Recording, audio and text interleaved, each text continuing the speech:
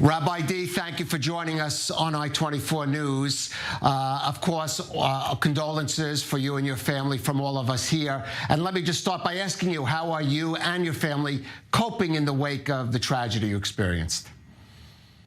We are this week returning back to routine. Actually, my daughters and my son went back to school and back to work. I've been very busy with Yom HaZikaron, as you can imagine. So keeping busy and avoiding having to think about reality is the short answer.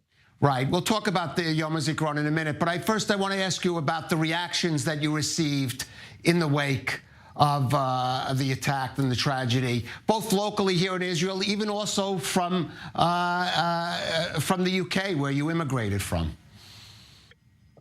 We have been absolutely blown away by the response. I mean, obviously, it's a terrible tragedy, and nothing can bring back Lucy, Maya, and Rina, but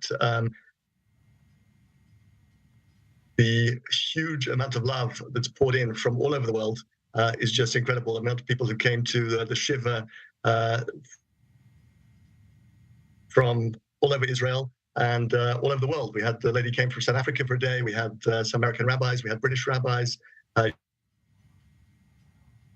Europeans, absolutely incredible. And also the number of projects that have been kicked off in the name of Maya and Lucy and Rina is also tremendous. All over the world, different sort of chesed projects based on kindness and learning.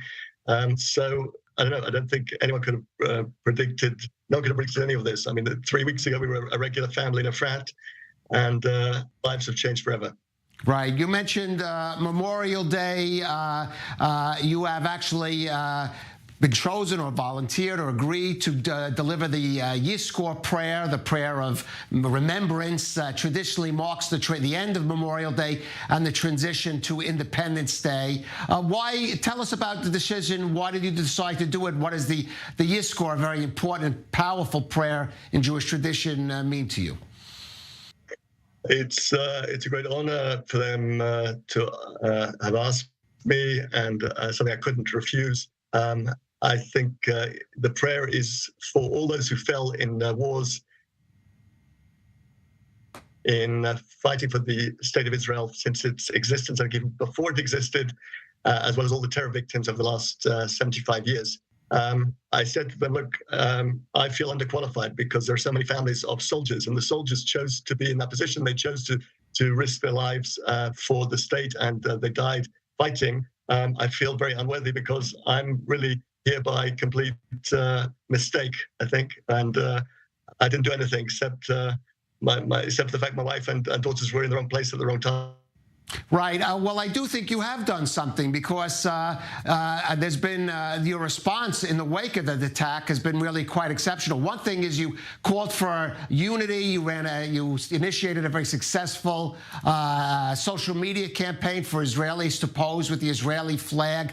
I ask you about that theme of unity going into a Memorial Day that in some ways has seen Israel more divided than it has in the past going into this somber day. It pains me, and I'm sure it would have pained Lucy, to see a degree of division in Israeli society, particularly at this time of year of Yom HaZikaron, Memorial Day, and Independence Day that's coming up. And never have we seen such a degree of division. But I think it's superficial. I think that a lot of it, to be honest, is caused by the way that it's reported in the media. Every Israeli I've met and my friends have met only want unity.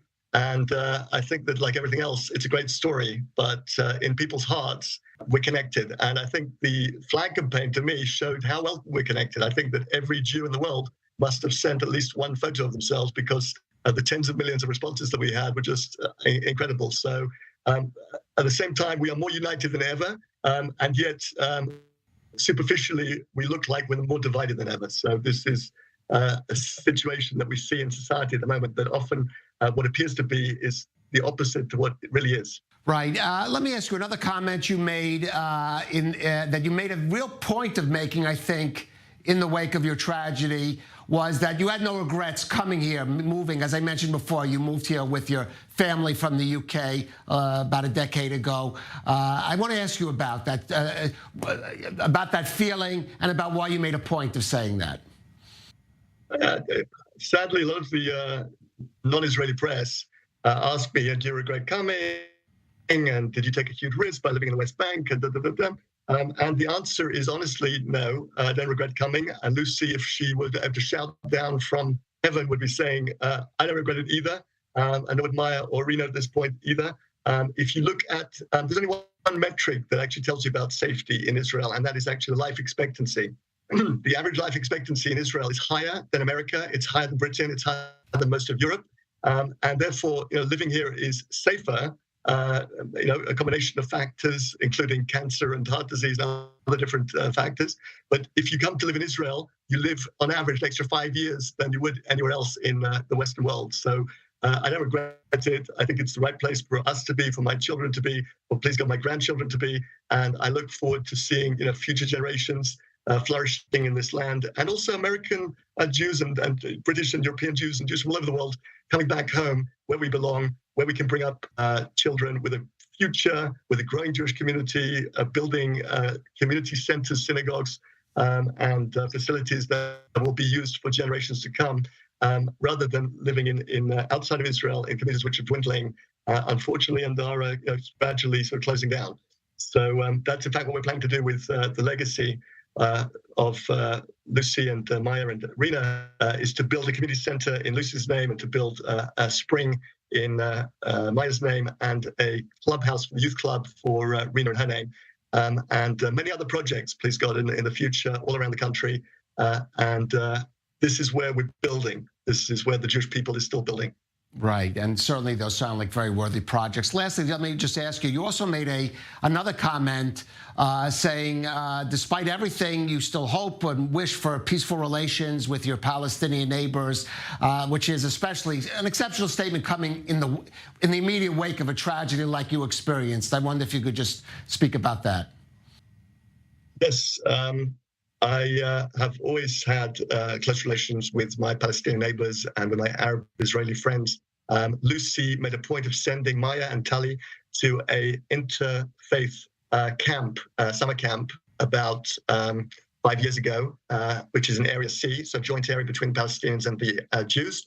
And Maia was a camp counselor, and Tali was an attendee of the camp. And they were mixing literally half Jewish, the CNN would call settlers, or we would call Jewish residents, and half Palestinian Arabs. And they had a great time. They cooked together, they did art together, they spoke together. And of course, with Google Translate, they were able to speak quite easily by translating in real time. They communicated together. That was something which Lucy believed in, something which I believe in. And I am very optimistic about having peace with our neighbors, because I see the will from them. There are some very evil regimes in the region, notably the Iranian, Syrian, Hamas, Hezbollah, Palestinian Authority. But the people in those places are very nice people, regular people, like you and me. They want peace. They want to live in peace. They can't say that because they might get shot by their regime, but they actually do want peace. So there's a huge amount of hope and a huge amount of possibility for a change here, but it just needs the will of the people. All right, Rabbi Leo Dee, thank you for joining us on I-24 News on the eve of Israel Memorial Day. We wish you the best with you and your family, and for your loved ones, may their memory be a blessing. Thank you again.